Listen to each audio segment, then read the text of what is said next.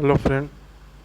आज मैं जिस टॉपिक पे बात करने वाला हूँ वो है बैक रेस्ट।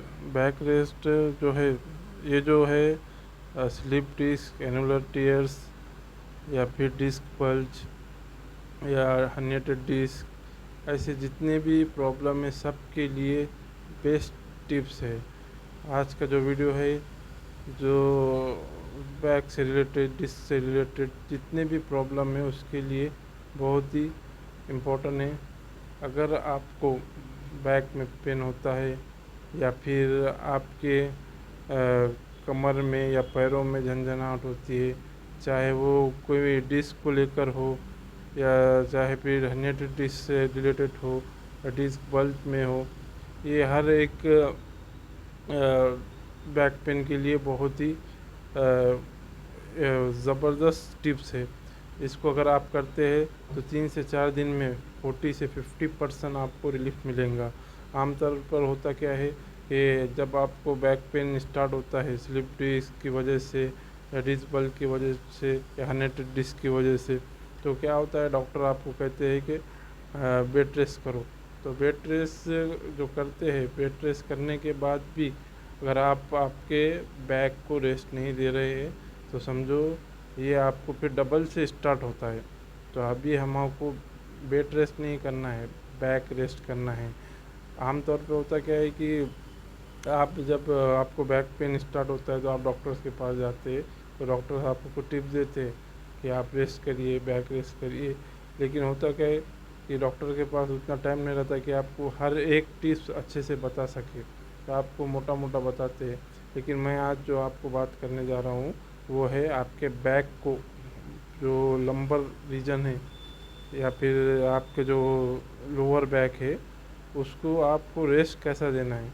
रेस्ट दे के आप आपका जो प्रॉब्लम है उसको सॉल्व कर सकते हो। तो होता क्या है कि पेशेंट जो है उनको जब बैक पेन स्टार्ट होता है तो एकदम जो माइल्ड पेन रहता है, वो पेन बढ़ते बढ़ते बढ़ते धीरे धीरे बढ़ता है।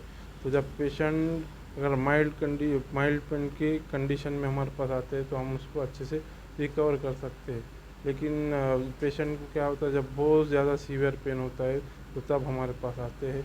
तो हमको भी दिक्कत होती है कि पेशेंट को किस तरह से पेन को कम करें। तो बहुत से लोगों को तो पता ही नहीं रहता है कि स्लिप डिस्क क्या है, डिस्क बल्ज क्या है। वो नॉर्मल पेन को पेन की तरह लेते हैं, कोई एक पेन किलर खा लिए या स्टेरॉइड ले लिए और आराम कर लिए, उनको लगता है कि इसकी वजह से पेन कम हो जाएगा। तो मैं बात करने जा रहा हूँ ऐसे लोग जिसको ग्रामीण के जो लोग हैं उनको पता ही नहीं रहता है कि स्लिप डिस्क भी रहता है, डिस्क बल्ज भी रहता है। वो बोलते हैं कमर दुख रही है, कोई मेडिकल स्टोर से टैबलेट खाएंगे, पेन कम होगा और फिर नॉर्मल रूटीन में आएंगे। तो ऐसा नहीं होता, वो पेन बढ़ते बढ़ते बढ़ते बढ़ते जाता है।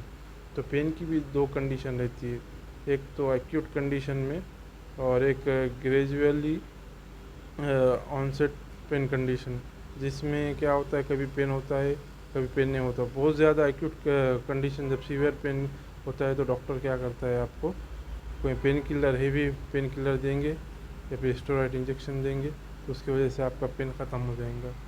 तो फिर बाद में क्या होता है, 10-15 दिन तक आपको ट्रीटमेंट देते हैं। ट्रीटमेंट देने के बाद आपका जो पेन है वो पेन काफ़ी कम हो जाएगा। लेकिन फिर 15 दिन के बाद डबल से स्टार्ट होता है। जब आप आपकी रूटीन करते हैं, रेस्ट से आप जो रेस्ट आपका बेड रेस्ट होता है उसके बाद से आप जो जैसे धीरे धीरे धीरे जैसा आप आपके रूटीन में आते हैं तो और डबल से पेन स्टार्ट हो जाता है।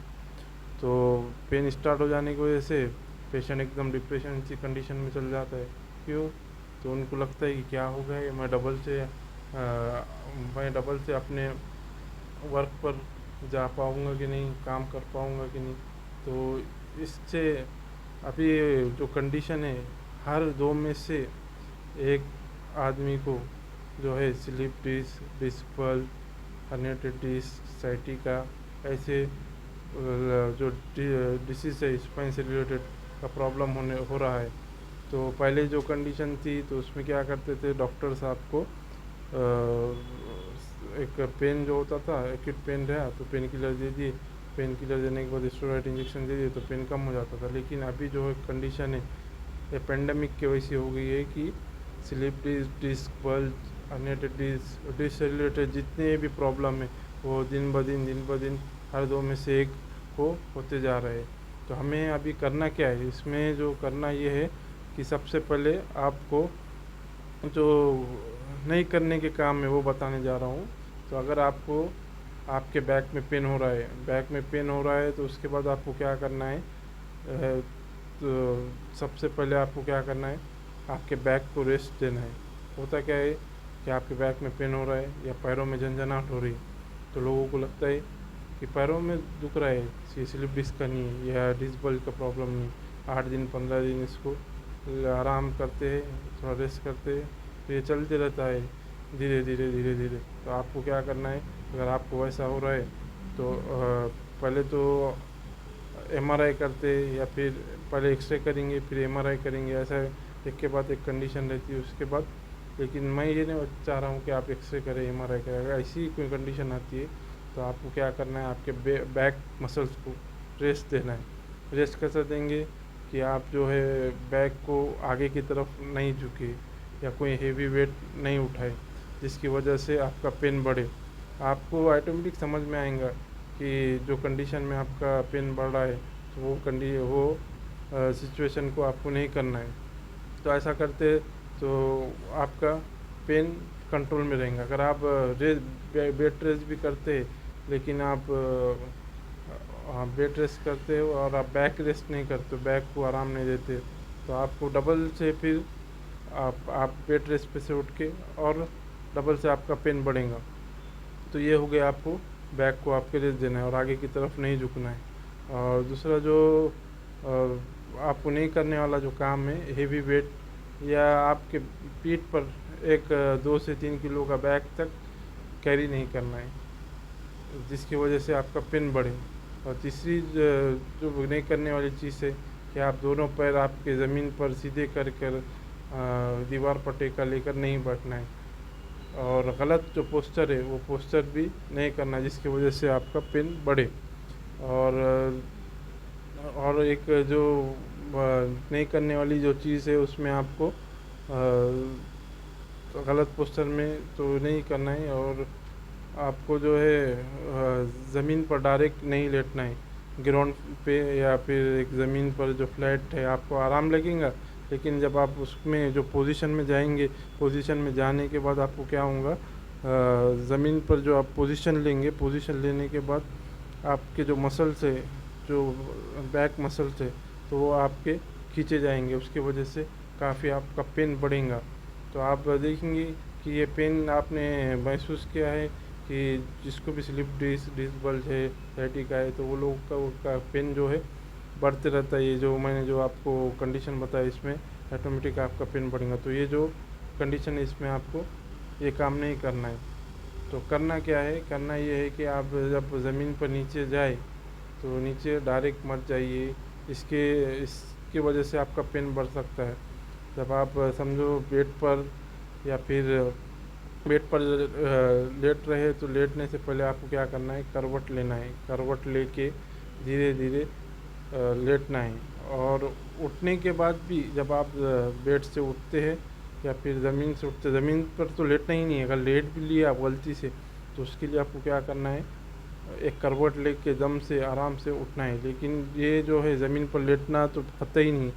अगर बेड की कंडीशन बता रहा हूँ, बेड पर आप जब सोने के लिए जा रहे हैं तो एक करवट लेके जाइए। और जब करवट लेके जा रहे तो धीरे धीरे सामने के से जो पैरों को सीधा करिए, फिर सीधा करके आप रेस्ट कर सकते बेड के ऊपर। और उठते टाइम पे भी आपको क्या करना है कि आपके करवट लेके एक हाथ टिका कर, मैं आपको ये जो है लेटने और नेक्स्ट जो वीडियो आएगा उसमें आपको लेटने की कंडीशन और लेट के उठने की कंडीशन, दोनों भी कंडीशन आपको बताऊंगा। तो ये हो गया, ये जो मैंने आपको बैक रेस्ट के जो कंडीशन बताया है कि क्या करना क्या है क्या नहीं करना है, अगर आप इसको फॉलो सही तरीके से करते हैं तो आपको मैं बता रहा हूँ 3 से 4 दिन में आपको 40 से 50% रिलीफ मिलेगा। तो नेक्स्ट वीडियो में हम बताएंगे कि आपको इसमें लेटना कैसे है, और एक्सरसाइज तो इसकी जो है बहुत सारी आपको यूट्यूब पर मिल जाएंगी, लेकिन ये जो है आपको रिकवरी अगर आपको स्पीड में करना है तो ये जो है आपको बैक का आपके ख्याल रखना है, बैक मसल का ख्याल रखना है। Thank you.